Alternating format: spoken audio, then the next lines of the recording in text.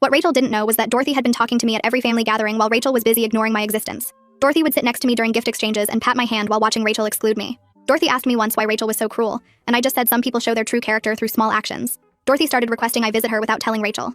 We'd have tea and talk about her travels and her late husband, and how disappointed she was in how materialistic Rachel had become. Dorothy said Rachel only visited to ask about the will and check if Dorothy was still healthy enough to live alone.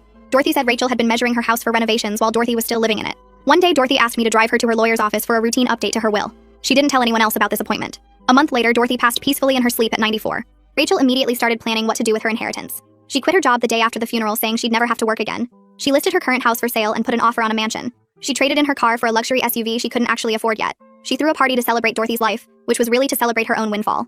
At the will reading, Rachel showed up in a new designer outfit she'd bought on credit. She brought a notebook to write down account numbers and property addresses. She'd already contacted contractors about renovating Dorothy's house. She sat in the front row with a huge smile while the lawyer started reading. The lawyer announced Dorothy had left her entire estate to various charities and family members who'd shown genuine kindness without expecting rewards. Kevin got $50,000 for being a good nephew. His parents got the vacation home. His cousins got trust funds for their children. I got Dorothy's jewelry collection worth $400,000 because Dorothy said I was the only one who treated her like a grandmother instead of a bank. Rachel got Dorothy's collection of refrigerator magnets from different states because Dorothy said Rachel needed to remember there were more important things than money. Rachel screamed that I'd manipulated Dorothy and stolen her inheritance. Rachel lunges across the lawyer's desk trying to grab the will documents while screaming that I seduced Dorothy and poisoned her mind against her own granddaughter.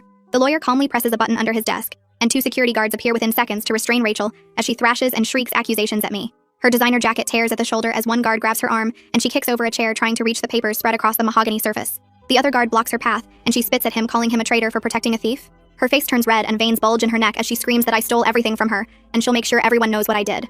The guards drag her backward toward the door while she claws at the air, reaching for the documents that list Dorothy's final wishes. Her expensive heels scrape against the carpet, leaving black marks as she fights against the guards, pulling her away from the desk.